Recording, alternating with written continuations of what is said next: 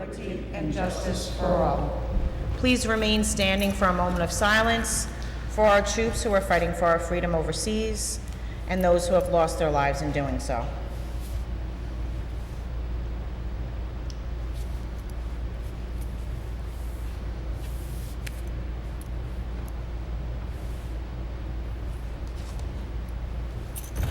Thank you.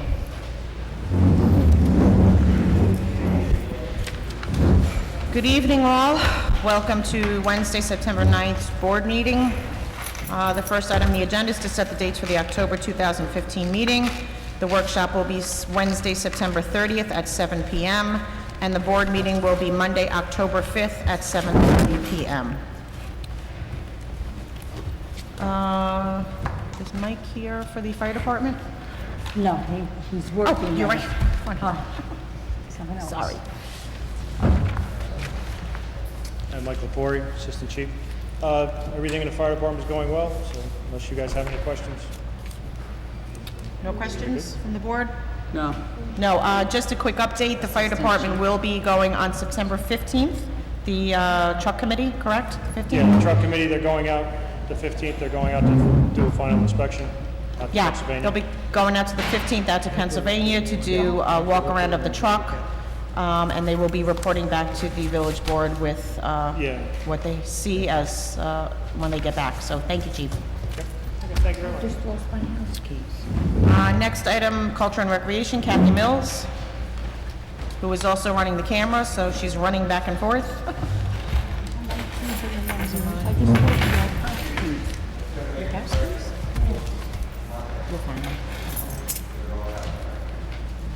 See, I did this so I don't have to go on the camera. I did that for potential.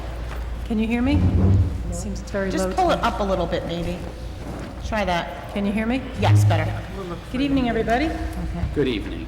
How is everyone this evening? Fine, thank you. So since the last board meeting, we haven't had many recreation activities.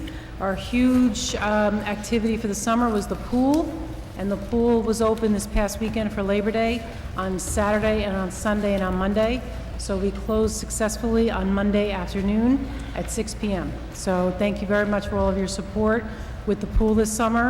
We had a lot of wonderful responses to the pool, including the water temperature, which I thank Charles and all the water department and DPW for all their hard work over the summer. The pool looked good this summer, and it was just a joy.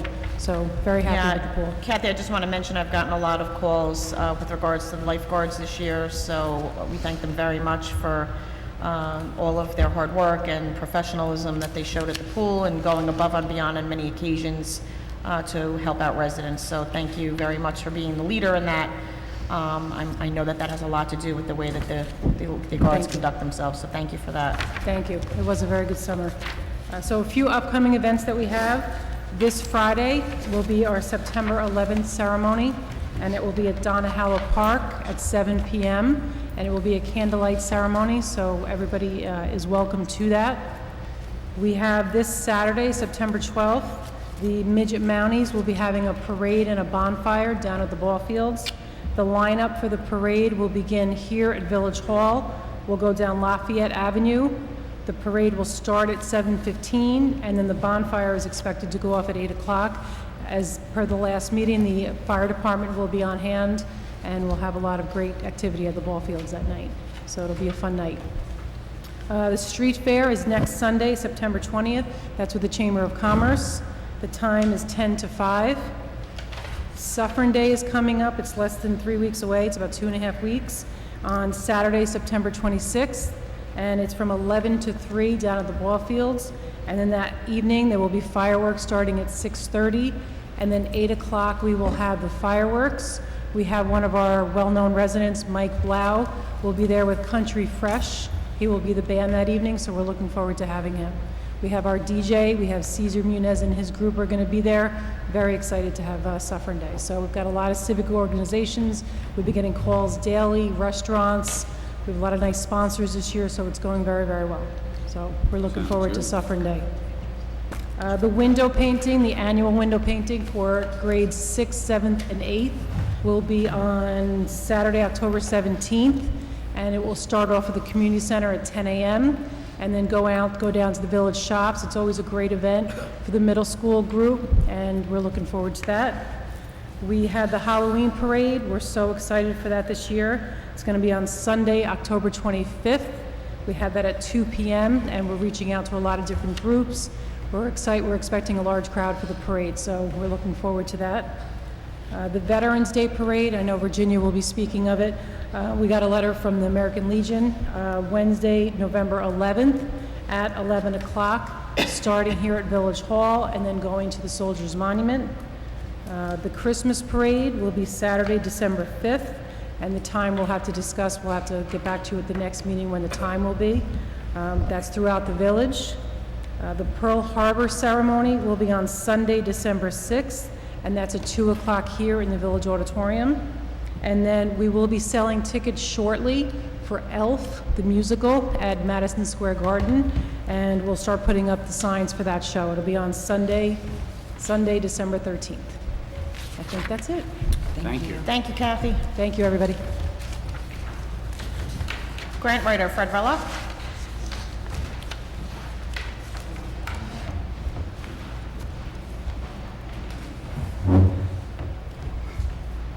Good evening, Board. I have one item tonight, and that's the resolution to accept the contract for the Community Development Block Grant, which is the sidewalk curb and driveway apron project, which would be to replace those, which would be along Orange Avenue from Oliver Street, heading south towards New Jersey, all the way to the end of Point Park. Fred, before we go any further, I just wanted to let the board know, I've been speaking with Charles Sawicki, our Department of Public Works supervisor, and we think it's very important in looking at the area on so many different occasions that the project be done in its completion, although some of the board members had some reservations about it because it went $7,000 over the $100,000 from the Community Block Development Grant and the $10,000 of reflecting the 10% that the village would be responsible for to just do portions of it. And I think it's very important, since we have such a wonderful relationship and we're awarded such wonderful grants, and this year one of the highest grants that they awarded, that when we give a scope of our project, that we adhere to that. I think that they look at that favorably. And we also that we use the monies to complete those projects. So that being said, Charles and I met and we talked at length about it, and Charles was able to call over to the DOT today. And with good news, we were informed that we are able to use CHIPS money, which we have, to be able to fund the overage of $7,200, I think it was, if I'm not mistaken, Charles, is that correct? Something in that ballpark. That we can utilize our CHIPS money for that. So it would be no borrowing, it would be, no burden on the village. So I want the board members to have that information before we vote on accepting this money, as I think it's important, as that's a gateway into our community, and I think it's important to keep it looking nicely. People do utilize Point Park, which I think is wonderful. So having those sidewalks done in completion, I think, is very important. I have a question then. The grant was for $100,000. We had to put up $10,000. We're $7,000 over, which my feeling is it shouldn't be awarded. The contract should be cut back to its original amount of $110,000. The CHIPS money, I spoke with Mike, and unless I'm mistaken, the CHIPS money is debt money. We have to borrow that, Mike? No, that is not. Wait, let Mike answer it. The CHIPS money is state aid. It's Consolidated Highway Improvement Program money. The village gets a certain amount each year. It's about $112,000 and change. And currently we have that coming into the general fund. So if we use that money for this project, as was mentioned, we wouldn't have to borrow it. We could use the $17,000 our 10 plus the additional or whatever amount you want. And I would suggest then that we have a resolution authorizing us to transfer that to the capital project 17,000 or the 7,000? I would say the 17 because... Out of the CHIPS fund? Out of the CHIPS. And what is the total that we have in the We CHIPS fund? have, for this year, about 112. We have about the same amount left over from last year. So we have about 240, You want the correct amount? 225 altogether that we Michael, have you want the available. correct amount? We have it, Virginia. We have it. Okay. At 225 that's available. Yes, it's 2 years, Virginia. Yeah. Any other questions from the board? Okay, so we would need someone to motion to accept the award of $100,000 from CDBG for the Orange Avenue Sidewalk Project. So moved. Do I have a second? I'll second it. Mr. Morris? I really have a problem. This wasn't what Mike and we had talked. This is being given to us in a different vein right now, and it's bothering me. But again, we talked about other budgets and capital improvements going over budget and resulting in us having to borrow money. So I'm for the $110,000. I am not for the $7,000, and I would approve the $110,000. I won't approve the $117,000. Okay, Mr. Morris, this is just on accepting the $100,000 from CDBG to complete the Orange Avenue Sidewalk Project. Oh, that's fine. The $100,000 grant, yes. That's what we're voting. So you Absolutely. say yes. Mr. Hagen? Yes. Mr. Markunas? Yes. Mrs. Corrigan? Yes. And I vote yes, motion is carried. Thank you. Thank you. Village Attorney? Thank you. As we discussed at the workshop meeting last week, for a number of years, we've been working towards implementing a zone specifically designed for the hospital. We had been asking their cooperation for a number of years, and then 2 or 3 years ago, they agreed. We were working on it for a period of time. The hospital then essentially took it off the table for a while they satisfied the neighbors' concerns. They went back to the planning board, and with all the planning work that had been done, the planning board recommended approval of the local law. So at this point, we're now starting the process with the Board of Trustees, probably going towards a hearing on the local law itself in November. At this point, as we discussed last week, it would be appropriate for the Board of Trustees to declare themselves lead agency under the State Environmental Quality Review Act, which would then, we would then send out a notice to all the other involved agencies stating that you want to be the lead agency for making the determination under the State Environmental Quality Review Act, and if nobody objects, as is likely to be the case, 30 days hence, you could then confirm your status as lead agency. So we would need a motion to that effect. I make a motion. Do I have a second? I'll second Mr. Morris? Yes. Mr. Hagen? Yes. Mr. Markunas? Yes. Mrs. Corrigan? Yes. And I vote yes, motion is carried. We just have to back up a little bit, Terry, we just need to do the resolution on the CBDG. It's resolution number what, Virginia? I think it's number 8. Okay, resolution number 8, it's authorizing Virginia to certify the resolution was adopted at a regular meeting for the $100,000 from the CBDG, and that the village will contribute an additional $10,000. Do I have a motion? Motion. Do I have a second? Second. Second. Mr. Morris? Yes. Mr. Hagen? Yes. Mr. Markunas? Yes. Mrs. Corrigan? Yes. And I vote yes, motion is carried. Thank you. Thank you. Okay, Police Department, Chief Clerk Osborne. Thank you for everything. Okay, so quick update and a couple of things to vote on. I do apologize for the late notice. I came yesterday. I emailed and texted, I think, you guys about a couple updates and a couple of things that we need done in the department. I came to my attention late, so I do apologize for that. This Saturday, I invite all of you, and obviously our board, up to the Day Hockey Rink. We have our Celebrate America Day. I was just up there. We had probably 150 kids tonight up there with parents. Great night. Practice is getting set up. I want to thank Joe Hunt and his crew and Charles and for basically for taking care of the rink. They put Trex wood, new glass boards, and they put bunting and flags up today. It looks fantastic. So first of all, I want to thank you guys for that. The event's going to be going all day. The barbecue's 11:30 to 3. We'll be starting games about 9 o'clock, so we're going to be there all day. So I want to thank you for the support with that. Some of the things we've been working on, we've been doing distracted driving details, which will involve the drivers that are texting, as well as on their cell phones. We did that on Lafayette Avenue, with very good results. with the numerous offenses were observed and action was taken upon.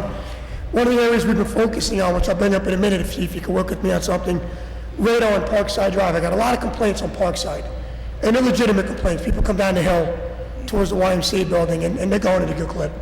So we've been enforcing the radar up there pretty heavily, and I'll bring in a second. I'm going to bring some to a motion if you could assist me with it. We'll be selling canine shirts at the street fair as well as at the Celebrate America Day. All the proceeds will go to Lou Venturini's canine unit for Canine Patriot. We've also worked with the code enforcers and building inspectors. We continually work with them to target locations that we feel are problems with overcrowding, property maintenance. We do that on a daily basis.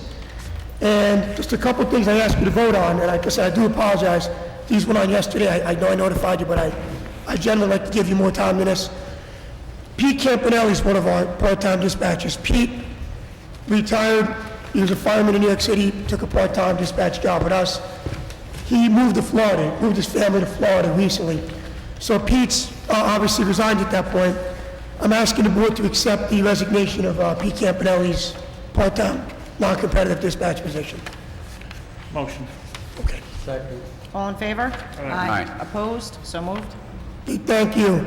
I'd also ask that the board, I just want to explain, appoint part-time dispatcher Aaron Freed, pending clearance in Rockland County Department of Personnel. Aaron's worked with us before. Aaron's worked with the Village of Monroe Police Department as well as a dispatcher. We liked Aaron very much. He did a great job. The only issue we had back in the day was he needed to work midnights instead of 40, 12 days because he has another job. And this is actually perfect because the midnights are where we need him. And this position basically blocks a lot of overtime by a part-time dispatcher. It's a lot cheaper to have a part-time dispatcher than to pay overtime at this time in the midnights. So I asked the board to appoint Aaron, pending clearance in the Rockland County Department of Personnel. So moved. Do I have a second? Discussion? Hold on. Do I have a second? Second. Yes, I have a second. Go ahead. The financial impact, maybe Mike would be able to answer if there would be any financial impact or difference in pay increase, anything to go along with this. Well, I think as the chief mentioned, whenever we have a part-time dispatcher on duty as opposed to a full-time police officer on overtime, it's going to be a positive Right. impact. Hired at the same rate of pay? Yeah, Okay. yeah. What we're looking to do, Ed, is we're looking to just replace the spot that's leaving. Because he did fill a ton of, he basically prevented a ton of overtime, Campanelli in the midnights. Okay. So it'll be the same rate of pay, everything the same. Thank you. Okay, of course, thank you. Okay, so I'm happy to appoint Aaron Freed. I have confirmation first and a second. All in favor? I'm sorry, I don't need that. All in favor? Aye. Opposed? So moved. Thank you, Mayor and Board, I do appreciate that. And the last thing is, back in 2010, 11, and 12, I proposed several streets had the speed limits dropped to the lowest we can drop them by law on a village road was 25 miles an hour. Obviously, Wayne Ave, Lafayette Ave, Orange Ave are state roads. The state dictates the speed limits on those roads. We really don't have much say. However, on village roads, the lowest we can go is 25. We did all the roads around it. Why Parkside Drive was not on it, I don't know. I thought we did. I just could not locate a resolution or in the local law. So I'm asking to set a public hearing for next month to drop the speed limit on Parkside from 30 to 25 to assist us in enforcing these speeding offenses that we've been getting many complaints on. Okay, do I have a motion? I got a question. Would it make more sense to even reduce, I mean, Parkside's a narrow street, but it makes sense to reduce it even more? I'm sorry, Bob, I just couldn't hear, I'm sorry. Okay, that answered that. Okay. Bob, no, thank you. Bob, it's funny, I'm with you, Bob, if we could, we would. The state only lets local roads get a 25. Okay. Unless it's a school zone, like in Washington here, or in front of Conner School, it's 15. Okay. The state dictates that as well, so. No, I'm with you, Bob, I'm with you 100% on that, but that's the most we can go. They were tracking me on my bike at 27. Yeah, we heard about this. Do I have a motion to set a public hearing for 7:40 on October 5th? I'll make the motion. Do I have a second? Second. All in favor? Aye. Opposed? So moved. Thank you, Mayor, and I hope to see you there Saturday. Hope you come up with us, say hello to us, and have something to eat. Thank you. It is 7:45. We have a public hearing to establish a handicap parking space on Chestnut Street. Right, and very simply, it's on the west side of Chestnut Street, 40 feet south of Lafayette Avenue. Would anybody like to speak? Is that, you just moved it from one side to the other on Chestnut? Basically? Yeah, Frank, that was brought to my attention by the Chamber of Commerce. Ginny? All it is, Frank, it's moving from the east side, I believe, to the west side, yeah. It's just right across the street, that was the recommendation. The good thing is, if somebody needs it and has a hard time with accessibility walking, it's not gonna make much of a difference, it's still gonna be there for it. Same spot, pretty much. Thank you. Would anybody else like to speak? Okay, may I have a motion to close the public hearing? Motion. Do I have a second? Second. All in favor? All right. Opposed? So moved. Do I have a motion to adopt a local law for the handicap parking space on Chestnut Street? Motion. Do I have a second? Second. Second. Mr. Morris? Yes. Mr. Hagen? Yes. Mr. Markunas? Yes. Mrs. Corrigan? Yes. And I vote yes, motion is carried. Department of Public Works, Charles Sawicki.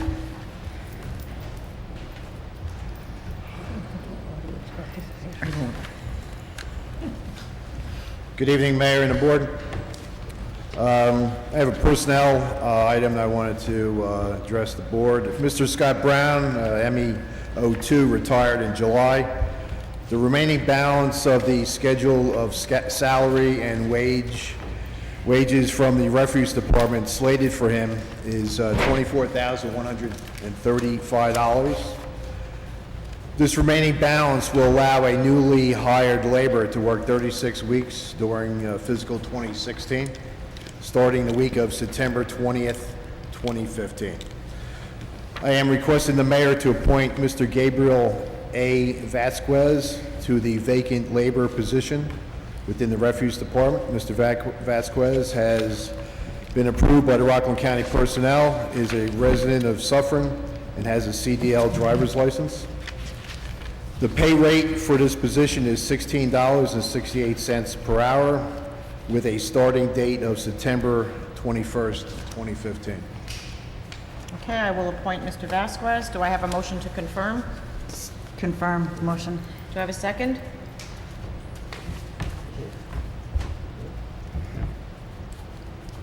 Okay. I will second it.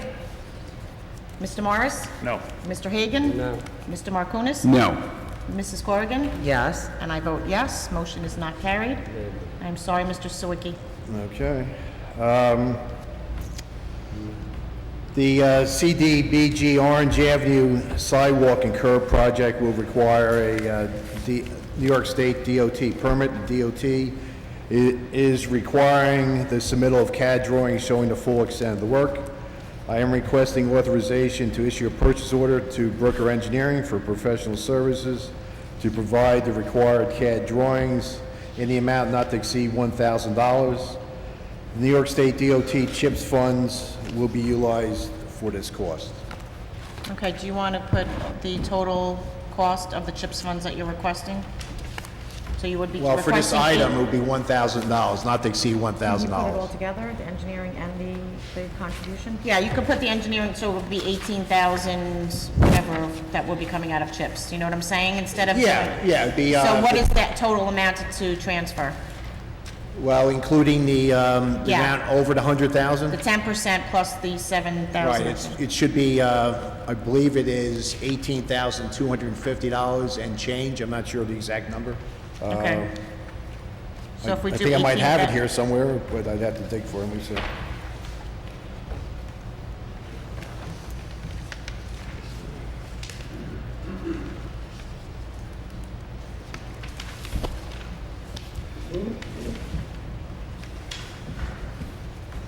Okay, it should be $18,260. That would be inclusive of this $1,000 not to exceed figure. And that would be $10,000 contribution by the village, and then 7,000 Right, $7,260. for the extra... Right. Okay. Do I have a motion? So moved. Do I have a second? I will second it. Mr. Morris? Well, again, I'm voting no because the contract, the funds were $100,000 and our $10,000. Again, we're $7,000 over. We incurred quite a bit of debt from other capital projects running over budget, and again, it has to stop at some place, so I have no problem moving $10,000 from the CHIPS fund to cover the cost of our 10%, but not for the additional money. So your vote is no. No. Okay, Mr. Hagen? No. Mr. Markunas? No. Mrs. Corrigan? Yes. And I vote yes, and I have to be honest with you, this is not something that we went over budget on. This is a project that needed to go out to bid. I don't feel that the trustees understand how this program works. We were awarded $100,000 for the project. That doesn't mean that the project is only $100,000. It just means that CBDG will contribute $100,000 towards the project, and that we are responsible to at least contribute $10,000 to it. So by no means are we going over budget on anything. When the bids came in, our lowest bid was $117,200 and whatever dollars, and that was the lowest bid, and all of the other bids were significantly higher. So I think it's really a sad day for Suffern when we have the money in our CHIPS fund, and it's something that would really be investing in the residents' village, that we will be unable to complete this project. To do portions of this project would just be horrendous, to pick and choose what portions you're going to do and not do, when for an additional $7,000, we could have the project done correctly and probably get 30 or 40 years out of the sidewalks. So, Mr. Sawicki, again, I am sorry. We are still going to be short going up Orange Avenue on proper curbing also, is that correct? Even if we went through with the project? If we went forward with the project from Point Park to Oliver Street, we are still leaving the rest of the village streets from Oliver Street up to Lafayette Avenue without additional new curbing, is that correct? Yeah. Well, we'd love to be able to do it, it's just that we don't have the finances. Right, so would we be able to scale back some of the new curbing and sidewalks and fall within the $110,000? Well, I don't know how you can scale back the curb in that area. I mean, we're going from point A to point B, and I mean, I think we talked about this before, where we essentially are backing into this number. Right. I don't know how we could ever possibly get a bid exactly $110,000. It just never could happen. So, I think I believe the bid that we did receive, the low bid, was an extremely aggressive bid from the contractor. You can see the other bids were quite a bit higher. I think if we don't do it now, it's only going to cost us a lot more money later on, particularly if we got to come back and do some work to replace sidewalk later on. We're duplicating the site restoration work. The contractor's going to have to put funds in there, built in a contingency, if you will, because he's going to most likely damage the sidewalk that has. And that's something that we didn't put into the budget either, a contingency or overages on this particular job going up to Oliver Street. Is that correct? I'm sorry, what's that? Is there an overage? Can you expect an overage in the work, in the scope of work, while they start this project? They might encounter an overage. Well, what I did do, and I believe we spoke of this, I got together with the contractor.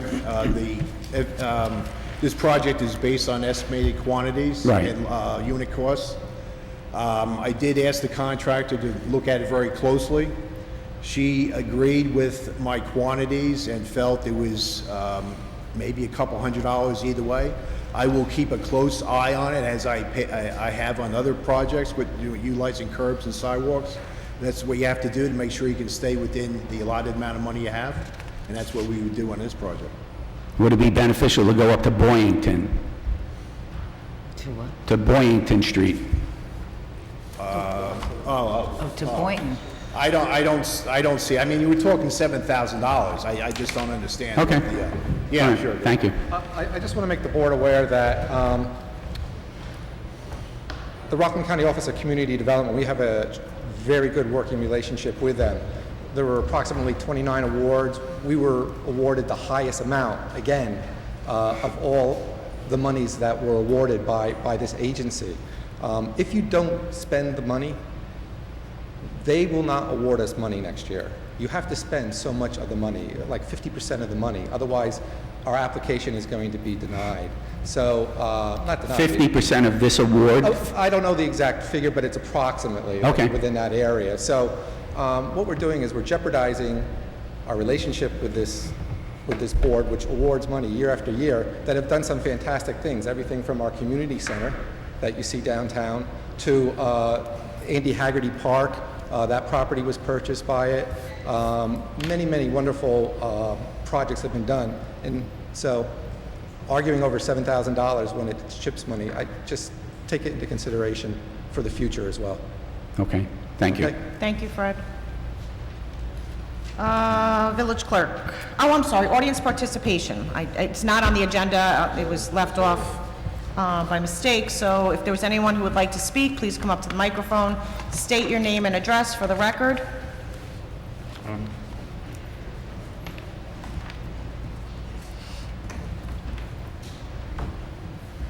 Jim Genatino, 2 Memorial Drive. I have one simple request. This is the 3rd year in a row I have requested that the speed limit signs be put up on Memorial Drive, which were changed 2.5 years ago to 25 miles an hour. We put up stop signs in the course of 2 weeks from the last meeting. I don't understand what the burden is to put up 2 speed limit signs. I'm not even going to ask you about the speed humps, because that was approved 2.5 years ago also. I don't understand what the problem is. Why can't we get a couple of speed limit signs? I'd like an answer. Thank you, Mr. Giannattino. I will bring it to the Department of Public Works' attention. Excuse me? I said I will bring it to the Department of Public Works' attention. Thank you.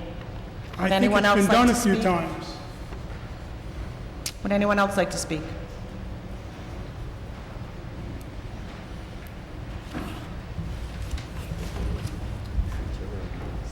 Paul Gerard, 2 Cross Street. I didn't intend to talk about this, but let's get the sidewalk project done. Let's do it right. Or, maybe we should take the next project and leave the broken sidewalk in front of your homes. I mean, this is $100,000 that fell on your lap due to, whomever did the work to get the grant. And you guys are fighting over pennies on a very large project. Let's do it right, because as you said, we go and break in there and finish this separate section on a new project. It's only going to cost you more money. So please. Can I answer that question for you? Yeah, go ahead. Okay. It's not a question, but go ahead. Well, your statement. I went out and I walked that Orange Avenue portion from the park to Oliver Place. And I walked it all the way down to Chestnut Street. And I gave the DPW director an alternative, if you will. If you go down and walk that, you're going to find that probably 85% of the sidewalk down there is fine. It's not in disrepair. There are, like I say, 15 to 20% of it. You may have some broken pieces. You may have some that are uneven, which I understand has to be repaired. The alternative I suggested to the DPW director was they're going to repave that entire street. So we're going to put curbs in up to Oliver Place. DOT's going to come in and they're going to repave the street. And then at some point, we're going to rip up the broken curbs, which, by the way, exist all the way up to Ace Hardware. The motorcycle place has bluestone on his curb. He doesn't need replacement. But if you walk along Orange Avenue, you're going to find that the curbstone in most of the areas is down almost even with the road. The suggestion to the DPW boss was, let's rip up all the curbs. It would have cost $56,000. by his numbers, to do this. DOT would have come in and repaved the road, resealed it, and it was a finished job. The balance of the money, which would have been, what, 60,000, 64,000, something like that, to go back and take the bad flakes of concrete and replace all of them. Can't do that. You know, it was one suggestion. Like I say, you have to go down and walk it, and you'll see that the curbs themselves are the tripping hazards. The sidewalks, if from Chestnut to the park, if you found 15% of them, maybe 100 linear feet is in need of repair, actually. That's why we're arguing about this. It's not the amount of money. We're well aware that the money is not ours, but we'd like to spend it to get the maximum benefit from it. Mr. Morris, maybe, did you sit down with Mr. Sawicki about these sidewalks? I'm sorry, can Did you you- sit down with Mr. Sawicki with your suggestion, or you just wrote Yes, I down? did, twice. Okay, did he explain to you that when you replace, and I'm no engineer, and I hope you don't profess to be one either, but what I learned was when you replace portions of sidewalks, and there's existing sidewalks there already, they don't evenly match. Well, that's, So in order for the safety aspect of the sidewalk, and because we have been given this wonderful gift to be able to do so, to uniformly put the sidewalks in would seem to be a very moot point really? that Well, you have when you're talking about a safety aspect, or you're talking about $7,000 of money that belongs to this village for beautification of it, for safety, I can for only sidewalks, and for, excuse me, I'm speaking. Go ahead. For sidewalks and for the roadways. I think it's a small price to pay to be able to have something that looks uniform and looks nice in this village. I think we owe our residents at least that much. But the explanation I was given is that, and Joe is here in the room, and Charles, that when you replace sidewalks and you leave patches in between, they don't always meet up correctly, and they could cause safety trip hazards. Is that correct, Mr. Hunt? You want to come up to the microphone, Mr. Hunt? Well, Mr. Zawicki is here, because Okay, we had Mr. this... Hunt is the one that- We had this discussion, Okay. Mr. Zawicki and I, Mr. so... Hunt is the one who gave me the information, so if you don't mind, Mr. Morris, I'd like him to make sure that I am correct in what I am stating. Also, Charles reviewed it in the workshop. Yeah, and Charles can speak after that, I have no problem with that, but this is But he reviewed that at the workshop as well. yeah, and I think Mr. Sawicki did mention that at the workshop as well. The placement of a sidewalk is a little higher elevation than a curb for water runoff into the culvert, which takes the water to the basins. To try to mate new sidewalks with old sidewalks, you can see what we've done at the DPW. We tried to bring the elevation up, but now we have flooding conditions on the mating of the old sidewalk to the new. In the wintertime, it becomes icing conditions. Is the homeowner responsible for something that we do on a cheaper end, or do we do it right and eliminate all hazards? Again, this is a positive thing. Mr. Turco's here to talk about Point Park, and if we do the sidewalk and he does his prettiness, we are win-win at the beginning of Suffern. But again, the safety concerns I have with trying to mend old to new is only going to cause us grief in the long run. Well, again, yes, there is an issue of drainage, and Charles and I talked about that. There's no argument about it, but these are the very same conditions that exist now. And as a matter of fact, if you want to go over to Point Park, if you go on the Washington Avenue side of it, there's 2 slabs of concrete that are raised 6 or 8 inches out of the ground because we put them over a root, I guess, of a tree. And they're a genuine safety hazard.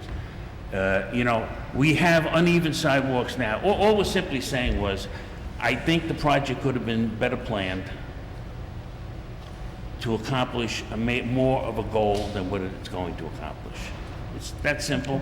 Again, Thank you, Joe. everybody has opinions. You have one, Charles has one, I have one, obviously the mayor has one. I just want to ask So Mr. Morris. the argument doesn't come as to, you want to do it your way. Charles sent us an email, and fine, listen, that's the way he wants to do it. He's the DPW director. I have no problem with that. The only issue I had was, again, the overage on the budgeted amount. It was not a budget, Mr. Morris. You need to understand how the program works. It's not a budget. You have to understand how the program works. We submit a project. CBDG it still could have been $117,000, and Community Block Development Grant could have only been $50,000. And that, what would you Okay. have spent, 117? So that's a decision we needed to make about then. We're not talking about $60,000. We're talking about $7,000. And you're saying to me, well, the conditions already exist anyway, so no big deal? I have a problem with that. If you can do something about a safety or hazard issue, and we're not doing our due diligence, I have a problem with that. Well, then You're you right. should. I would like to say something here, though, based upon this information, is that over the past years and the deficits that we have incurred, this is increasing into our deficit once again. Again, you're not understanding. I understand the process. I Mr. Markunas, understand it's the not putting us in a overage. deficit. No. It's not an overage. Okay. It's not. It's what the project costs. I understand that's what the project You're not costs. understanding. Okay. We have the funds. Gentlemen, honestly, pick your battles. I mean, come on. We come in here every month, time and time again. It's always no with you guys. And listen, I respect the fact that you're trying to keep expenses down. Listen, that's why I come here every single month, because I'm concerned about that too. But we have this money in the budget. You guys want to fund 97% of a project, and you only have to pay about, I don't know, 12, 15% of it? Come on, pick your battles. I mean, we all have to do it. I have to do it in the office. I have to do it. We all have to do it with our spouse, our ex-spouse, our kids. I mean, come on. You guys say no to everything. You're against. It's just everything's down party lines. Nobody's the three of you guys, nobody's independently thinking. We have this money. Let's do the project right. You want to worry about budget? Listen, I'm looking at budget numbers right here. You know what? Our public safety costs went up from last budget to this budget, $300,000. You know how much our benefits went up? $560,000. Fight that one, okay? Let's work on that. Let's not work on $7,000. All right. Don't worry, Mayor, I'm not going to come in here and ask you where you are in the city of Suffern. It's only been 2 weeks, but I do have something to say about it under my portion, so. okay. Well, you want to say that first, or you want me to? Sure, I'd be happy to. So, we've made a lot of progress on it. And in speaking with Terry and thinking it over, I would like to, at this time, form a citizens committee to go over what is entailed in the city of Suffern, to have them have input in the process, as well as any board members that would like to be involved. The hard work has been completed. Terry's done a great job in getting all of the details together, but I would like to ask for volunteers to come forward to volunteer their time to work with us in making the final proposal for the city of Suffern. I'm very excited about it. I think it's something that is very beneficial to our village. This way we can make sure we crunch all of our numbers, and we have a complete picture of what the residents' concerns are when we present my proposal for the city of Suffern. Deputy Mayor Joe Corrigan has put an awful lot of time into this previous to her coming back onto the board. So we're very, very excited about it, and looking forward to any and all resident volunteers who would like to be part of the process. Okay, that's great. I'd be happy to volunteer. On this topic, on this topic, Mr. Morris, I took your suggestion and I went and looked at the tax bill. Okay, you had gone through that last time.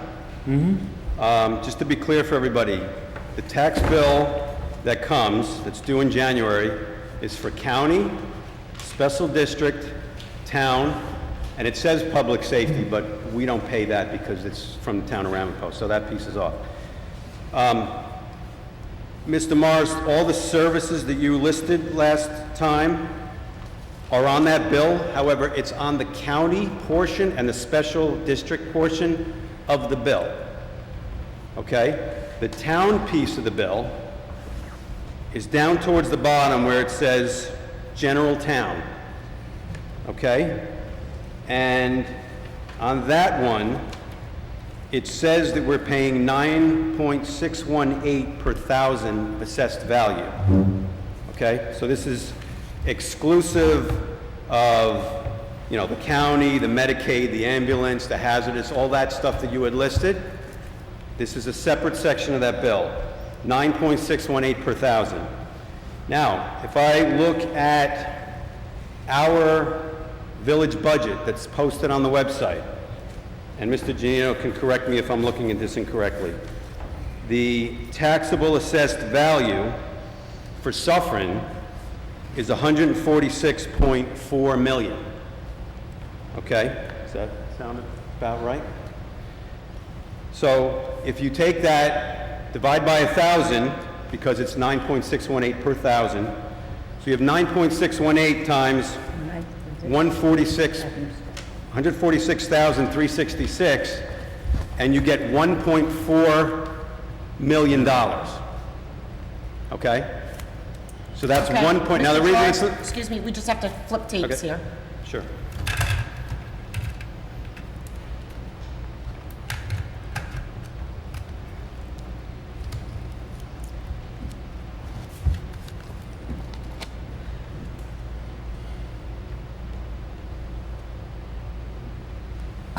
Okay, thank you. Okay? So that adds up to $1,408,000, okay? Now, the reason it's not $1,500,000 is because actually they're saying that the rate went down a little bit from the prior year, and also our assessed value went down by about $500,000. So if you used old figures, you would have got the 1.5, which I think is the figure Rich Gandon was throwing around quite a few months ago. Okay, so there is $1.4 million that this village is paying to the town of Ramapo. Any questions on that so far?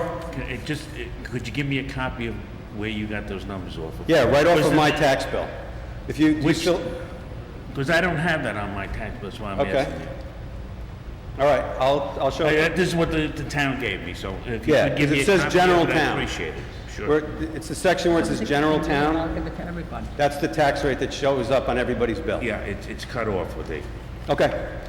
Okay, I took it a step further now because I went and looked at the town of Ramapo budget and looked to see what kind of costs make up their budget. Now, they've got a budget of about $40 million, and they have revenues of about $25 million. So there's about $15 million that they've got to raise through property taxes. Okay, and their assessed value is about 1.6 billion. So when you do the math on 15 million, you come up with that 9.618, or right around there. The numbers didn't work out exactly because I think the timing of their budget is slightly off, but that's where they get the number. So, looking at some of what their budget is comprised of. A legislative board for $300,000. Well, we have one of those. Municipal court for almost $900,000. We have one of those. A supervisor for $600,000. We have a mayor. We don't need that. Director of finance, $1.1 million. We have a treasurer. An auditor for $150,000. I don't know if we're going to need that. That's one of those things that we have to check on, right? Receiver of taxes, $500,000. I think we have one of those. Purchasing department, $180,000. I think we're doing all that on our own right now. A tax assessor, $1.7 million. I don't think it's going to cost us that much to do that. But our cut of that, we're not paying that 1.7. That's across all the towns. We're certainly going to have to pay more than what we pay now for ours, and plus theirs. There's no question about that. Town clerk, we have a village clerk. Town attorney, we have a Suffern attorney. Those two total $2 million together. They have something here called personnel for 300,000. I don't know what that is. Elections, I don't know if do we pay for the cost of our own elections, or does how is that funded? Does anybody know? The elections by the county. By the county. It's county. So this is so we'd probably have to pay some of that because it's probably coming through this bill. Engineering, 700,000. I don't know what engineering is that covering. It's probably nothing in this village. Nothing for us. Buildings and grounds, 800,000. I think we do our Nothing own. for us. Central garage, 1.8 million. I don't know if we get anything out of that. Nothing. Something we have to check. Town hall, over $1 million. We have a village hall. Central data processing, 600,000. I don't know if we're getting anything for that. Nothing. There's a 50,000 contingency, traffic control 35, superintendent of highways 140. I doubt we get anything for those. Community action, $500,000. I don't know if I guess we'd have to check to see if our residents benefit from any of that. Recreational administration, 1.3 million. Again, do Suffern residents benefit from that? I don't know.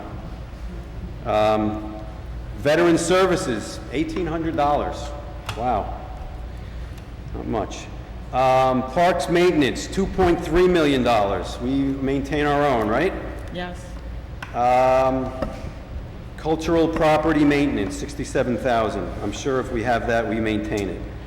The St. Lawrence Center, $800,000. I would expect our discounts would go away if we broke away from the town. So we'd have to figure out something to do there, maybe for the residents to compensate, who knows?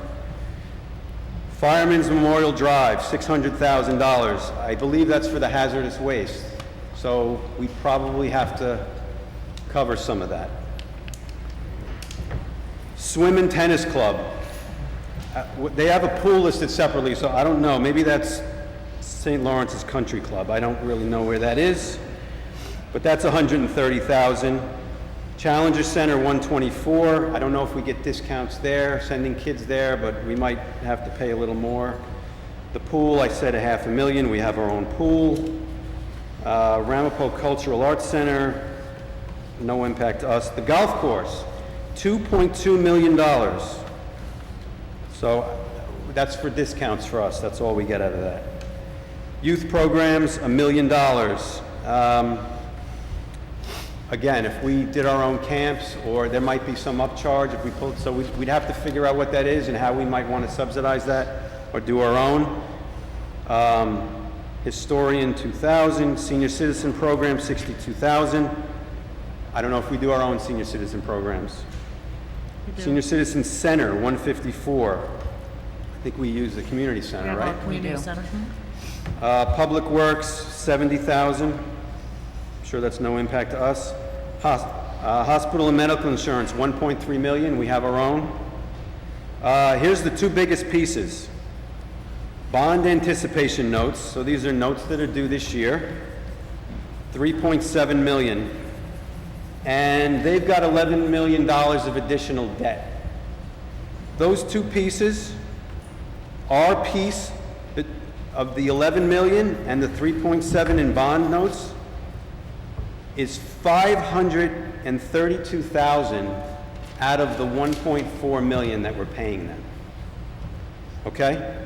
We have enough debt on our backs that we have to pay back.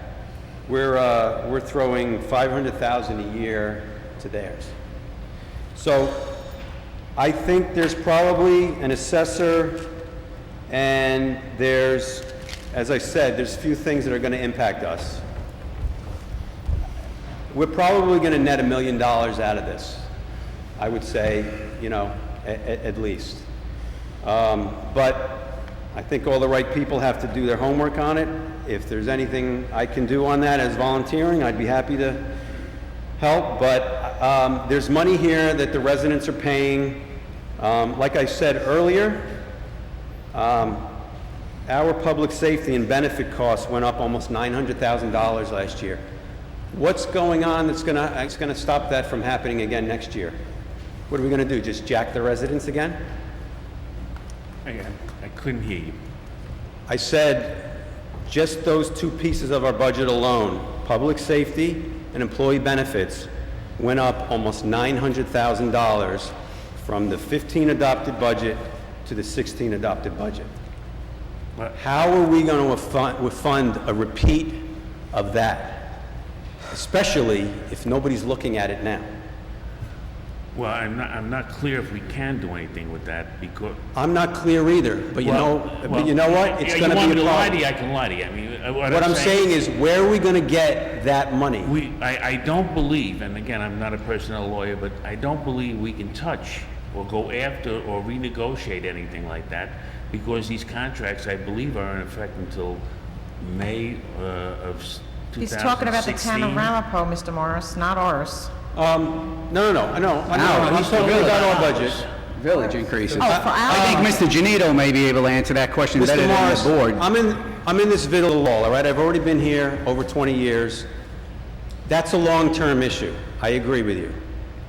But the long-term can start now. Okay? So let's not quibble over 7 or 8 grand.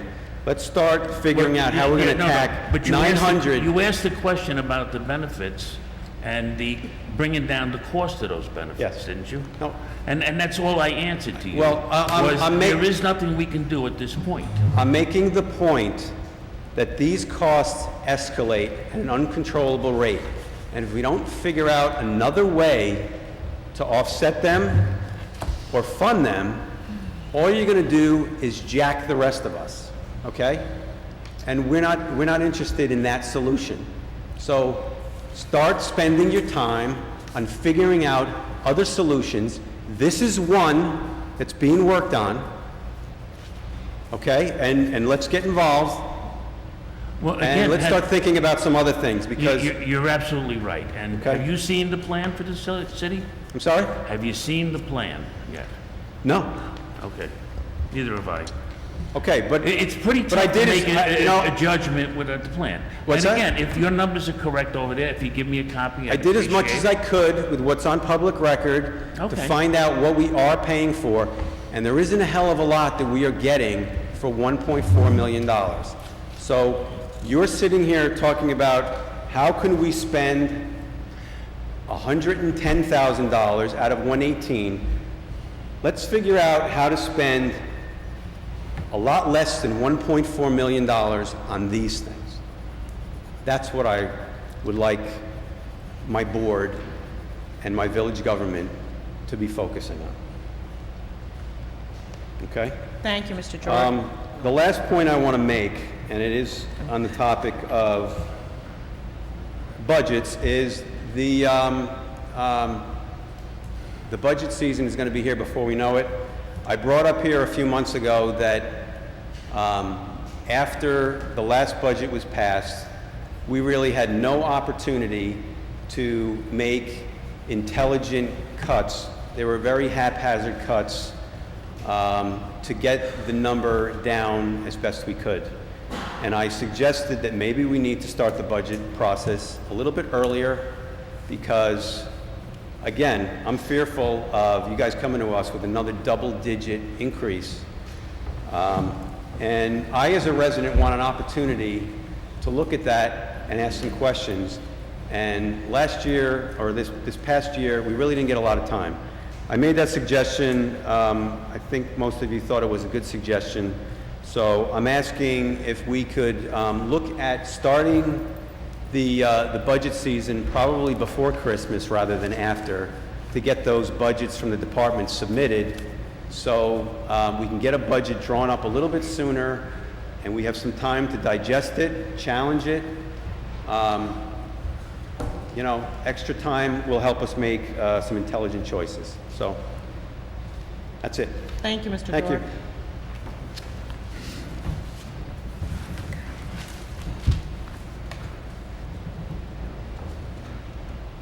James Lyons, 29 Temple. I just watched the 3 gentlemen board members vote no because they're quibbling over $7,000 or $8,000 that we have, okay? And what I don't understand, because obviously you're looking at fiscal austerity, is you're the same 3 board members who voted to hire an attorney at a cost of up to $48,000 a year that we don't need.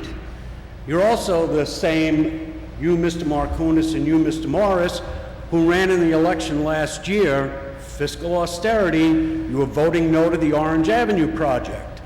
And then what you did was, you voted to give a multimillionaire a tax break, and you raised our taxes 16%. So can you please explain to me why you're quibbling about $7,000 or $8,000 that we have? Well, suppose we address the issue of Orange Avenue, I guess, first. The project was stalled. When Ed and I did get involved with the project, we brought in $58,000 a year more in revenue. It is fairly close to the tax, which made it a good rateable for us to do. I'm sure you looked at those numbers. The $58,000 didn't appear out of air.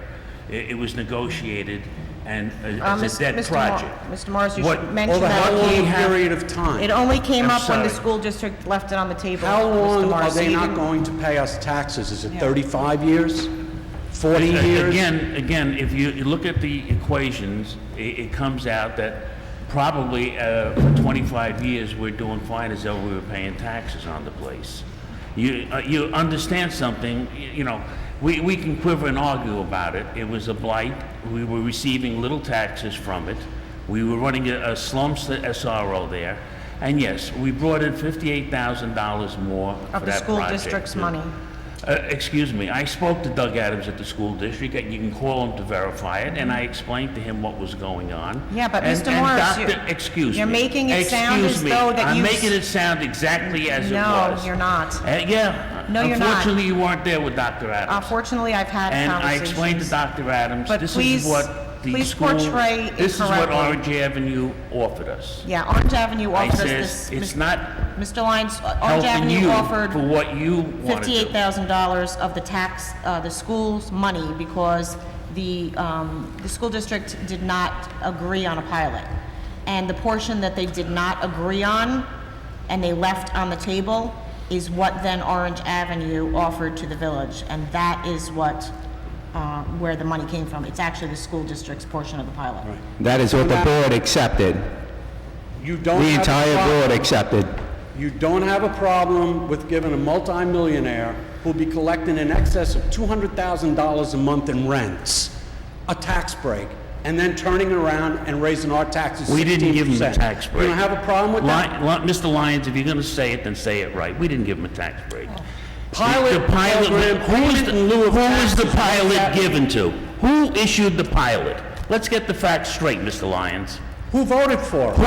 Who issued the pilot? You made a statement. Who issued the pilot? Who issued the pilot? You tell The me. governor of New York and the legislature. No, Okay, that's not and true. who voted for it? The town of Ramapo, Christopher St. Lawrence. Who voted for it in this room? With The entire increase of board. $58,000 You told we me did. in the parking lot of the library last year on Election Day that you were 100% against it and you would never vote The for it. fact of the reduced rate of Things taxes change. that he's getting. Correct. change. And then the renegotiation process opened up, and we renegotiated the deal to Right. incur much more tax revenue. Exactly. And explain hiring an attorney for up to $48,000. Hiring the attorney, which we withdrew, but unfortunately, it seemed like we shouldn't have, because we would have probably had the water deal and selling the excess water to date now. So you withdrew it. That's great. Yes. But the fact of the matter is, you did it in the first place. And now you're going to stand We here and wanted- quibble over $7,000 or $8,000 We wanted- of money that we have. We want to increase the revenue to the village by selling the excess water, correct. We got a lot of pushback by hiring the utilities attorney that was a specialist in dealing with this process. We backed off, correct. The $7,000, you're correct, we are quibbling about it, due to the fact that all of the overage that have been incurred over the course of the last 8 to 10 years has put us in a position where we're in a severe deficit. We are trying to curb the expenditures of the village.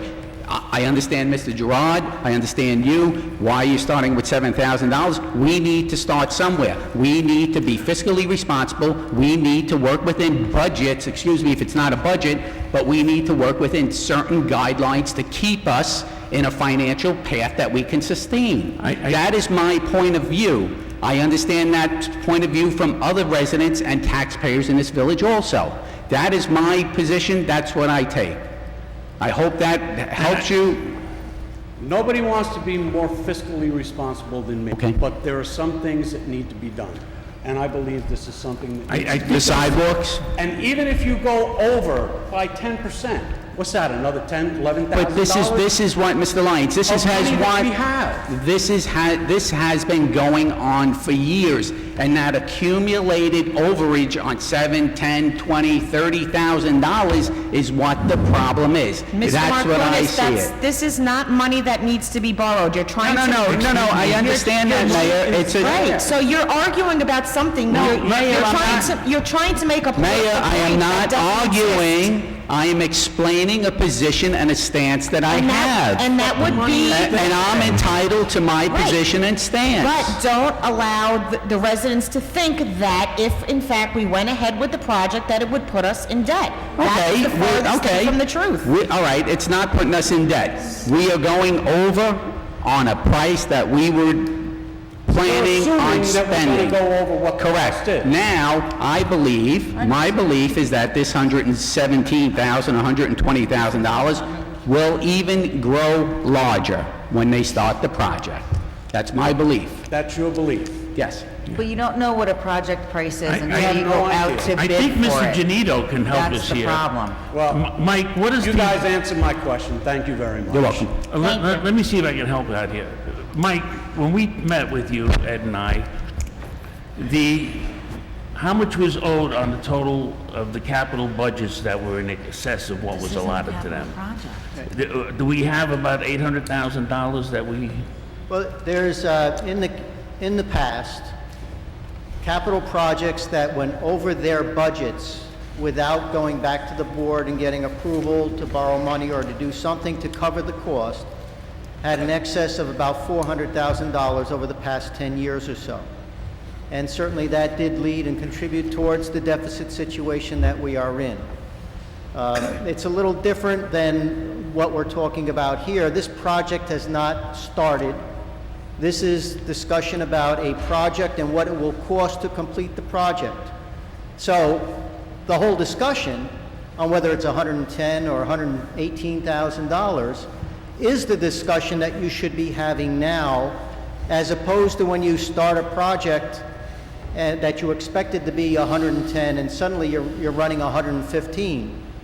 And that's what all the departments have been doing now, is before they get to a point where they overexpend in a line, they come to me, or Kathy, for instance, will come to me with a voucher or claim or a purchase order, and we discuss how we are going to make sure it's within the budget to be spent.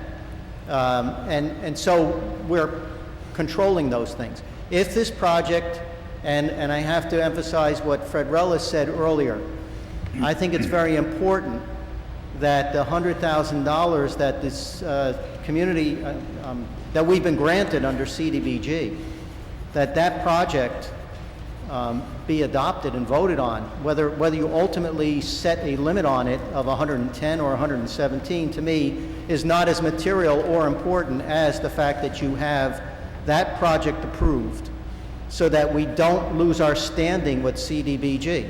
Because Fred was absolutely correct. And if you go across, I work in other places other than just here in Suffern, and you go, and I keep in touch with people in the state of New York.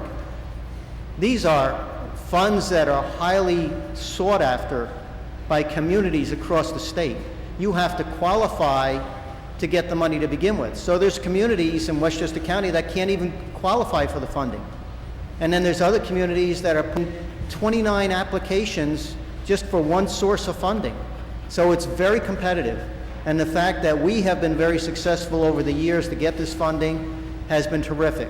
And I've got to say that it's been on the part of the people that have worked here doing that job, whether it's the Public Works or Recreation or somebody else in building the community center, to Fred Rella for going out there and getting those grants for us, for the board for going ahead and supporting it and voting it in and getting the projects done.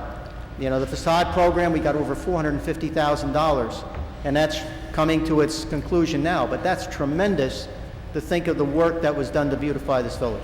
So in short, it's simply this.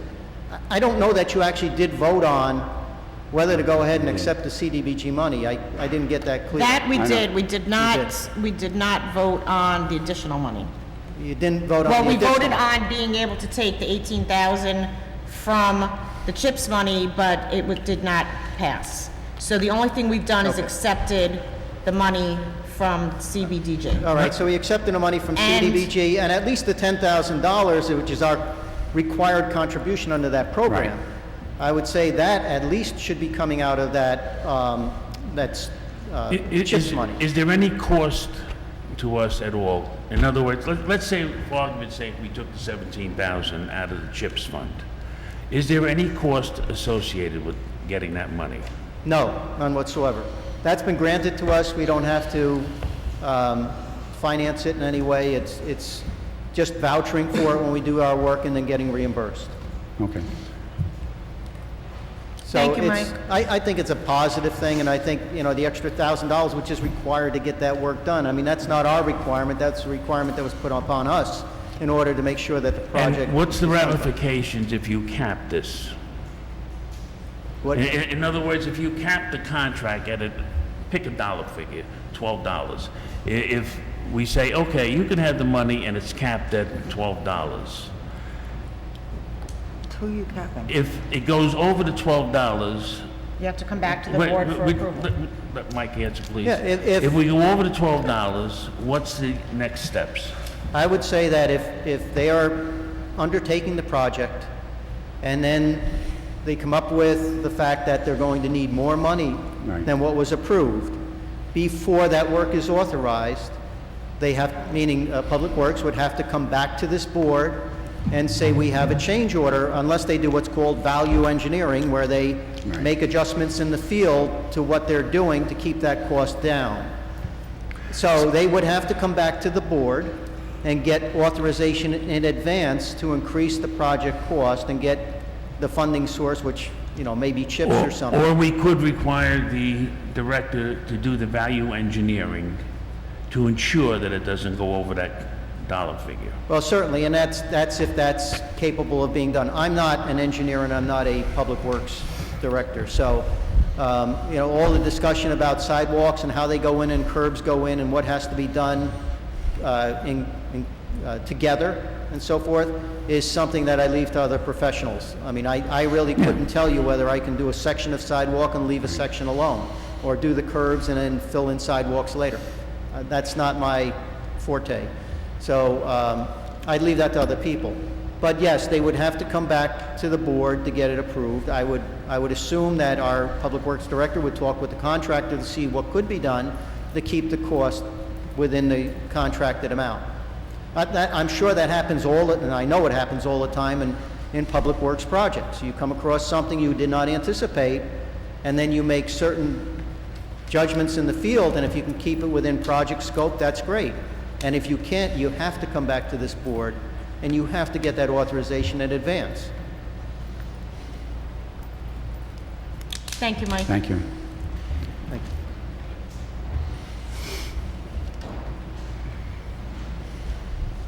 Jonathan Turco, 20 Lexington. On the sidewalks, it goes out to public bid, and I've done numerous sidewalks before, and I've done numerous curbing, and I can tell you that if you decide to pave Orange Avenue, down the road, and you decide now that all of a sudden you want to do patchwork on the actual sidewalks and curbing, it's going to cost you more money to saw cut 18 inches out, to rip the curbing up, to replace new sidewalks and new curbing later.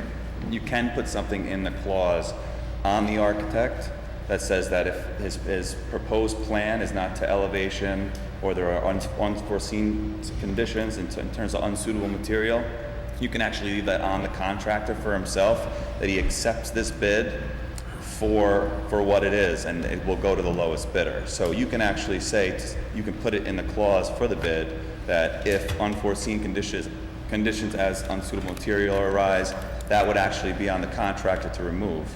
So That's in our bid packets. yeah, that's, I mean, you can put that in there, and that's fine. So I think that if you're going to pave Orange Avenue, which you want to get a 20-year lifespan, I think that in my neighborhood, there was an issue with, we only have a 2-inch reveal right now on the curbing, and I think the code is either 4 to 6 right now. I don't know what the village code is, but we actually cap the road first, and now we have to go back and do curbing.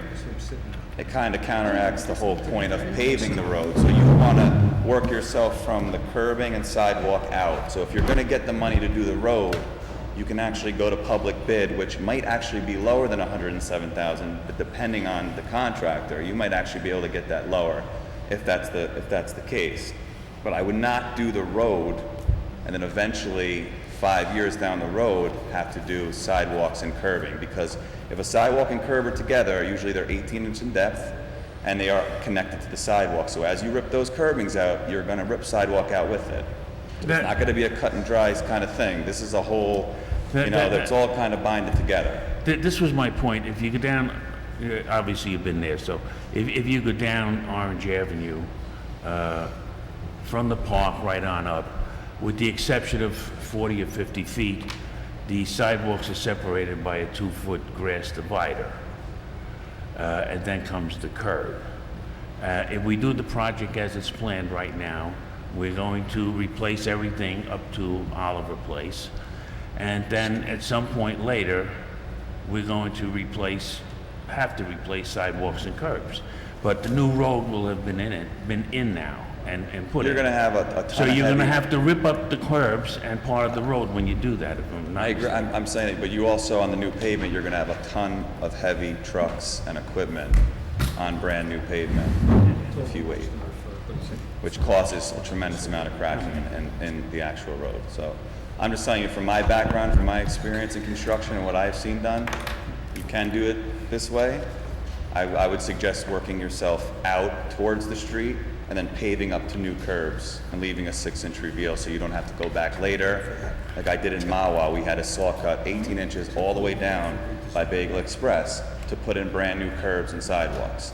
So it is definitely different. So if you're gonna put a 20-year road in, 5 years from now, you wanna replace curbs, you might wanna think about what that's gonna look like for a brand new road and for machinery and excavation and truck removal, and they don't always just crack perfectly. You're gonna have a bunch of swirly lines in there. So I'm just saying you might want to think that if you can go out to public bid, at least accept it like you had stated, that we're accept the money, maybe go out to public bid and see what the number will be. Yeah, Then we line the We've been contract out to there. public we bid have to already. do public. No, I know, that's what I'm saying. I'm saying that. We've been out to public bid already. We Yeah. got our bids The- back. But the We're waiting concern on is, all that. again, after or north of Oliver Street will be paved and will not have new curbing.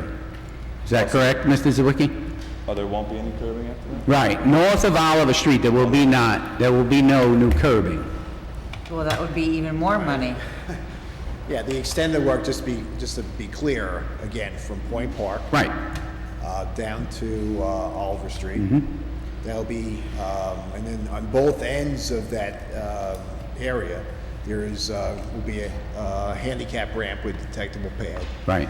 And that'll be all complete. Now, further down, the curbs are probably better than they are in some of the areas that of the area that we're talking about now. Not But, much. they're not, they're in rough shape. Yeah. There's many areas, and John just spoke of it, area of Lexington. There's many areas around the village. I don't that, have curbs. The curbs are in not good shape. So, and quite honestly, I don't know if we would be doing this work if we didn't have the grant.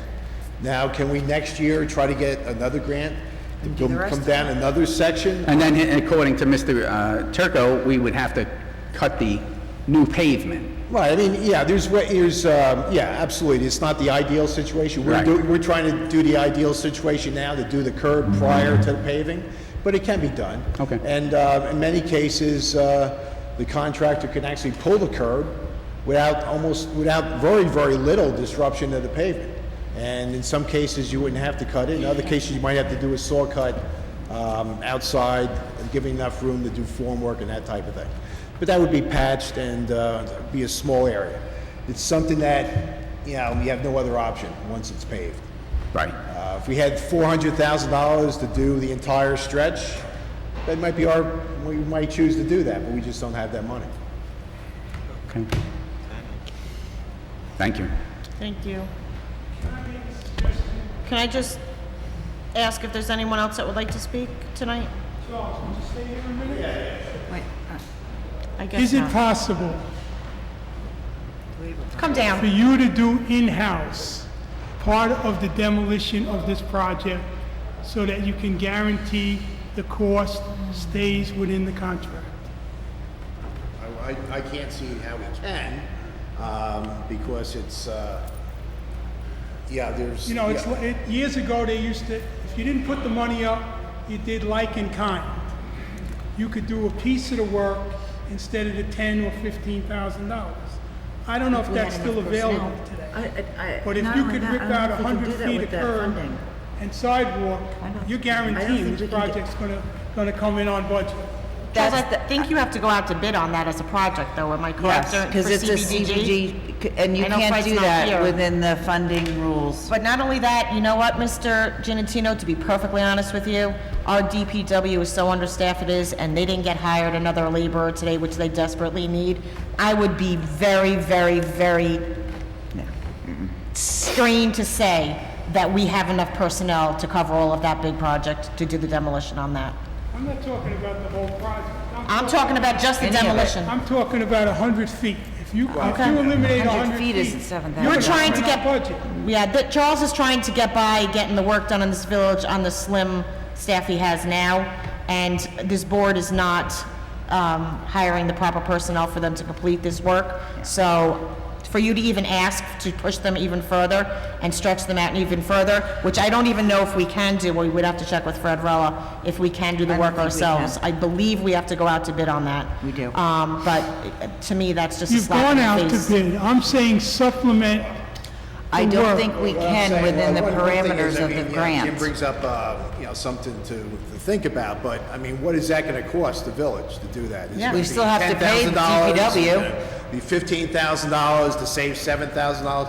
I don't know, but the other thing, just to, expand on what the mayor said, we have a lot of projects currently. We have a bioretention basin that we need to build, we're gonna be starting that shortly. We have the consent order from the DEC with the collection system, the sanitary sewer collection system, that we need to get done in a certain time frame. Well, if We you just don't can't- we just don't have the manpower. If you can't, you can't. It was just a suggestion. I would Okay, so next. I would say this board should vote yes on this with a stipulation that if any overrun, you would have to come back to the board for authorization. That's my already been suggestion. established. That's your message. That's been the plan all along, Mr. Genatino, but thank you. And it still has been voted down. Come on. On the motion with that included. That's part of the Our plan. business rule. It's That's- already in there. That's how it works.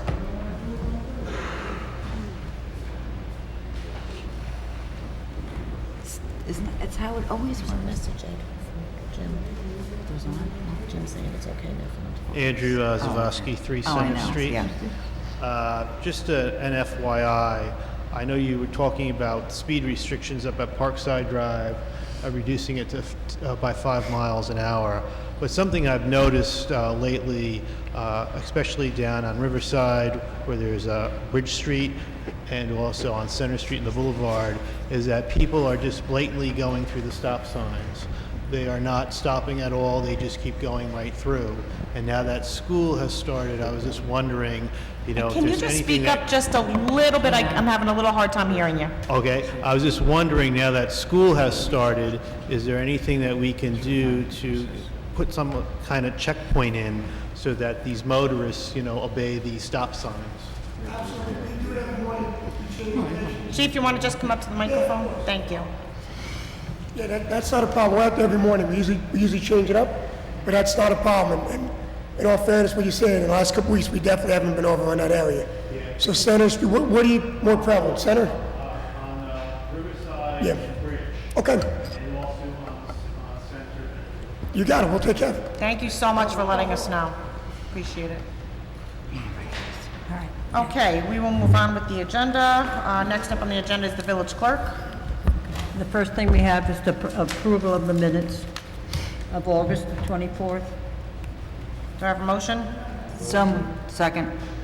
All in favor? Aye. Opposed? So moved. The farmers market has a request. On October the 24th, they would like to have a fall event. And with this fall event, they would like to extend their time until 4 p.m. that day. Do I have a motion? So moved. Do I have a second? Second. I believe that, I'm sorry, I believe that time change was changed? The what? The time change. No, this is the latest one that we got from them. This They is the would- new letter. This is the letter that they want the fall event, Mr. 4 p.m. Markunas, and they want to extend their time from I think they are open until 1 o'clock. And they Now they want want to stay up until 4. Right, and I believe that they wanted to change it till 6. Is Mr. Turco here? I thought they I wanted don't- to change it to 6 for cleanup. Mr. but not Hagen for just the- I'm not sure, maybe, I don't know if someone here from the farmers market can clarify Do you have it? another letter? No. They talked about maybe cleaning up. Time? Does anybody know the time change or vendors were till to the 4. farmers I think market? this was, Vendors were till 4 what, I think it was 4, and then we had the extension till 6. to clean up. 6 for Oh, yeah, cleanup, for cleanup.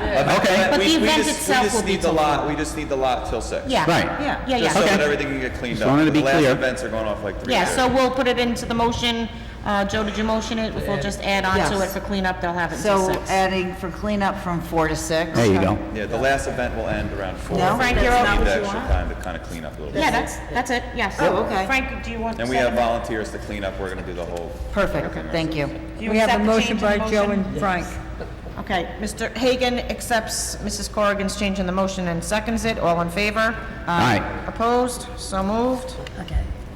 We have a petition from 175 Lafayette Avenue. They want a change of zoning district from a PO-40 to MR-50. Okay, we'll refer that to the planning board. Do I have a motion? Both So the moved. Village Both Planning Board Planning and Board. the County Department of Planning. Yes. Do I have a motion? So moved. So second? Second. All in favor? All right. Opposed?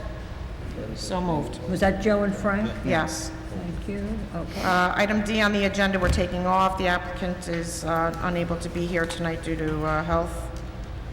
Okay, we have a request from the American Legion for Veterans Day, which is November the 11th, and they would like to have their annual parade, which starts in the parking lot here and goes to the monument. Do I have a motion? So moved. Do I have a second?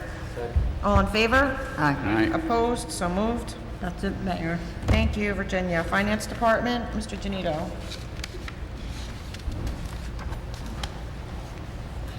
Mayor, I really didn't have anything planned, but I did remember that I believe it was either the July or August meeting, that we did adopt a project for the sidewalks on Oliver at $120,000, to be borrowing $20,000 using the money. So I don't know if that resolution has to be rescinded, and maybe you want to reconsider the resolution that was suggested by former Mayor Giannatino.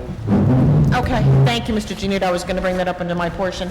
So, right now, we have already, at the July meeting, I believe, right? It was the July meeting, we already approved the funding for the sidewalk project in the amount of $120,000. Charles had built in a little cushion, I believe, just in case there was any unforeseen engineering studies or anything that the county was asking for.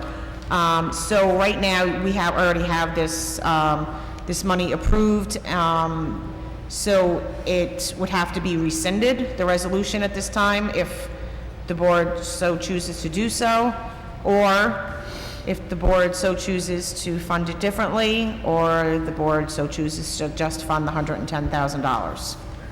But as of right now, you guys, the whole board has already approved the money for the project at $120,000. The only I guess amendment I'd like to make to that is that this 120,000 be strictly capped. I'm sorry? That the amount be strictly capped. That's fine. I mean, it already is, but if you want to add that in and it's going to get the project done, certainly we could do If that. you'd let me finish, I might get to.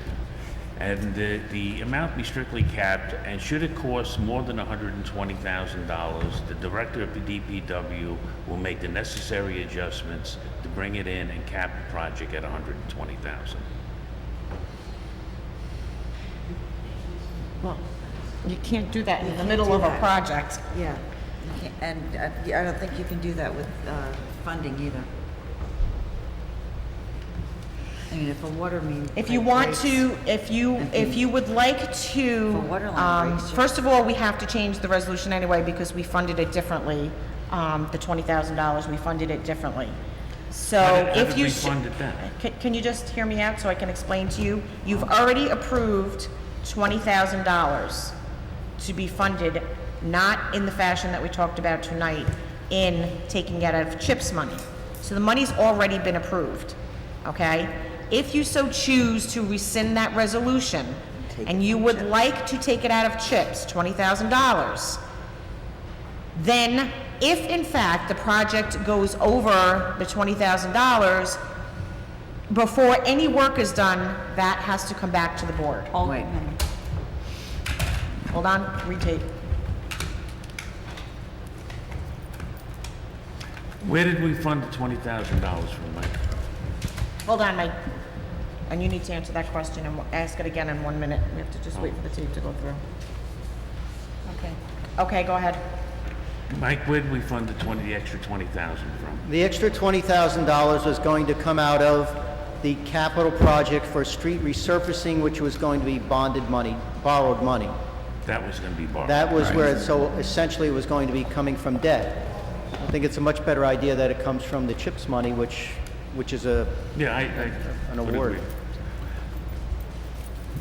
I make a motion to rescind that resolution and have it, Okay, hold on. Reverted. You're going to rescind the resolution yes, to fund it the funding through debt. through debt, okay. So the funding through the road resurfacing. You're rescinding that resolution. Correct. Do I have a second? Second. Mr. Morris? Yes. Mr. Hagen? Yes. Mr. Markunas? Yes. Mrs. Corrigan? Yes. And I vote yes, motion is carried. I make a resolution now to fund the project for the $117,000 with the additional, $110,000 with the additional $7,000? No, it would No, be $17,000. It would be 18,250. Let's do 260 to be sure. So it would be $18,260. From CHIPS? Yes. Be transferred from the CHIPS fund to the general fund. Is Yes. that what you're motioning? Yes. Okay, do I have a second? Second.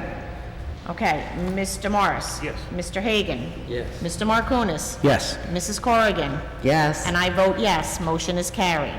And Mayor, just administrative, just a correction. It's coming from CHIPS, which is in the general fund, General- to the capital project. To the capital. What did I say it I thought you backwards? said general, Oh, but I think sorry. you meant Yeah. capital, and I just Thank want you. to clarify it for the record. Thanks, Mike. Thank you. Thank you, Mike. Trustees, Deputy Mayor Corrigan? Yes, I had sent an email to all the trustees last week explaining that all the criteria had been met for the beer garden for the street fair on September 20th. And Chief Osborne and Charles Sawicki and also Alex from the Farmers Market and Ori Licata, all the requirements that were asked were met. The business plan was gone over with the chief. He completely agrees with it. I didn't get any response back from the board, so I found out on Yesterday. yesterday, I guess, yes. Yesterday that the board had questions, and I provided them with an email from Alex explaining what was going on. So we just need to get resolved the vote for the beer garden so that the Suffern Street Fair can go forward and have a great day. Okay, do I have a motion? So moved. Do I have a second? Well, I just got a question from Wait a Terry. minute, I need a second, and then you can have discussion. Second. Okay, on the question? Yeah, Terry, yesterday was the first time we heard about it. That is not true, Mr. Morris. I sent you an email, If you and look you all had time to go through the minutes of the meetings, but yet you didn't have time to answer my email. Is there something wrong? Yes, you keep making false Well, then, accusations. when it's your turn, you can correct whatever you feel like it. Why I mean, not take that's care of it hard. when it happens? Go on, Mr. First of Morris. all, Please, yesterday, go on, yesterday. first of all, yesterday, when you talked to us about it, you explained to us in detail how we were all at the meeting. What you were confused about was the meeting was last year, not this year. That's to start off. That's And at not that true, time, but okay. am I right or wrong, or am I wrong about that? Yeah. What I'm asking is, when you told us to us yesterday, again, all I had was an email from you saying, this is fact. When I saw you yesterday, you told me, oh yes, it was discussed at the meeting. Fortunately, that was a year ago, we weren't here. And that was fair. All we asked you for, and the email I sent you is, have Terry tell us that all the bases are covered, and they can, of course, have it. It was in the email, Mr. Morris. Again, that's your opinion. Here's the village attorney and the chief of police. And he was Are all the CC'd bases covered, fellas? And he was CC'd on the email, and so was Chief Osborne. Again. So therefore, and when we had the conversation yesterday, I was unclear on the fact that there was no further communication throughout the year. So that was where my confusion lied. And when I realized, because you told me you went back through all the minutes, you had time to go back through all the minutes of the year and say that you were not involved in any way, shape, or form, I immediately said, what can I do to get you what information you need? You told me you wanted an email with an explanation. I got you that within the hour. And I also know, but said that you were going to reach out to the Chamber of Commerce and you were going to reach out to the Chief of Police because you still had questions. You're right. Wonderful. Did that happen? And here we have a meeting tonight, and I'm here with the chief of police and the village attorney. Fellas, are all the ayes and... Can you please The only issue I had, and we talked about this from the beginning, was that we wanted insurance, as always, naming the village as an additional named insured, and we wanted liquor liability. Ori has provided to me 2 certificates of insurance for the 2 vendors, which I believe are going to be the only 2 vendors that are going to be at that location, so I'm okay. Okay. As they come, you'll give them to him. Right. I believe what the point here is the lack of communication, and the email that was requested that I wanted documentation in writing also came from the Greater Chamber of Commerce. That's not identifying someone in authority that was requesting or supplying the information. That is the key point here. Communication is the key point. If we're going to do something, let's be involved. Let everybody be made aware of what's going on. You know what, Mr. Markunas? Exactly. No, this is my explanation. And Okay, that's what it is. Mr. So Markunas, misleading. this is not what we're here for. This is really getting out of control. Yes. You have the police chief and the village attorney at your disposal at any So time. let's- Let's get back to the question. Yes. I have a motion and I have a second. Yes. All in favor? Aye. Opposed? I vote yes, so moved. There we go. Chamber of Commerce, thank you very much. Thank you, Ori. We appreciate all that you do for the village. New York Rising, Deputy Mayor. Yes, New York Rising. We've had many conversations with Suzanne Barclay in regard to the river study. And although the committee put it onto the agenda for projects to get approved with New York Rising, it was an approved project. However, we did realize that a substantial amount of money was going to be leaving the village and going upstream. Although the study is extremely important, Suzanne has made the commitment that it is taken off of the shoulders of the village of Suffern, and that money will get folded back into our overall $3 million so that we will have the $3 million back. And, well, we never lost it, I shouldn't say it that way, but that the $3 million will solely be used in the village of Suffern. However, the great news is she is looking for funding from other sources to get this river study done, because it is very important that it gets done, but it wasn't quite fair for the village to take the burden on a study that encompassed such a large area. So that is the great news about New York Rising. So we're going to start looking at the other projects that the committee has put on the list. Okay, thank you, Joe. I would also like to say that the board had the opportunity to meet with DASNY, which will be the management consulting firm that will be overseeing the first 2 projects that will be done using a portion of the $3 million, which will be at the water and sewer plants. It was a very positive meeting, and we hope to have the legal portion resolved in a few weeks. I had some questions with regards to the village's liability, since there will be a firm who will be overseeing the project, what liability would lie to the village. And it was actually ended up to be an excellent question, because DASNY has not had the opportunity to complete a New York Rising project from start to finish yet, so they did not have an answer to that. So the legal team is now putting together the language, and we'll be passing it on to Terry to protect the village from any undue liabilities. As soon as we have that portion taken care of, they will start the assessment of the projects, and then they will come back with a design. But each and every step of the process, the entire village board will be a part of. So we're very excited to start seeing some good, positive results with flooding here in the village of Suffern. We also have Chief Clerk Osborne's park down on Temple Lane. I had a request from a resident, Jim Lyons, who lives actually right on top of the park and kind of watches over the park for us. And he's reported that there's been some concern by the residents and himself over the parking in front of the park. And he's requested if the board would entertain the possibility of no parking in front of the park. It's better visibility, he feels, for the parents and the police department to watch over the park, as well as the safety of the children with cars pulling up in front and pulling away, and the kids going in and out of the park. So he has made a request that the board entertain the possibility of doing that. We would need to set a public hearing for that. I would need a motion. It would be 7:45 on October 5th. Make the motion. Do I have a second? Second. All in, Aye. opposed? So moved. Thank you, Mr. Lyons. Appreciate it very much. Mayor, Yes. when you're finished, can I say something? I have You have one more. anything else? Do you want to go? I have one more, but go ahead. Oh, just on the issue of the beer garden, maybe in the future, if the whole board is notified right away, like last week there was a meeting, if the whole board knew, the whole board would have had input a week ago. Just please keep us in the loop. Thank Mr. you. Hagen, you didn't get an email, because I did. Got an email the next day.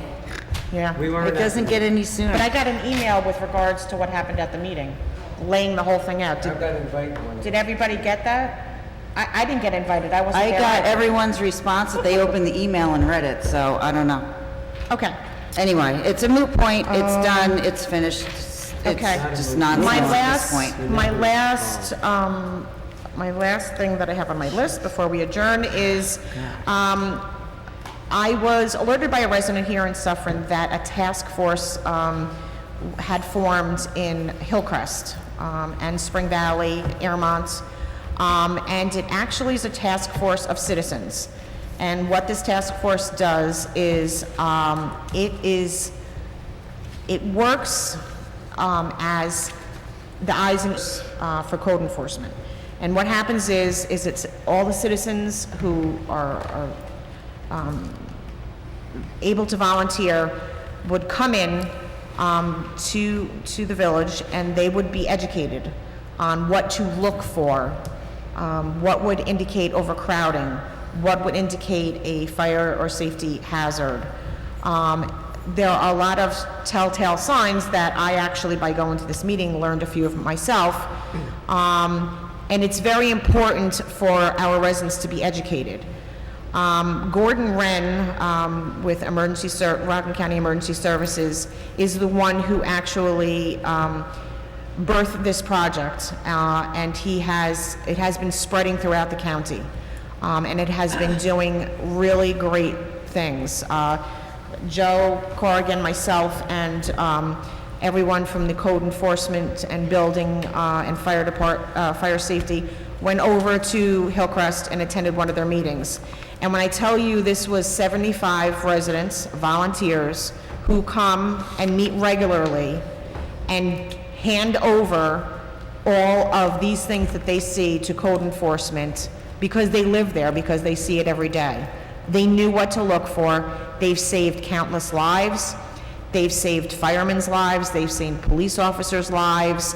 And they've saved a lot of lives of residents, renters, who just didn't know any better. So I would like to launch this task force. I am asking for volunteers from within the community.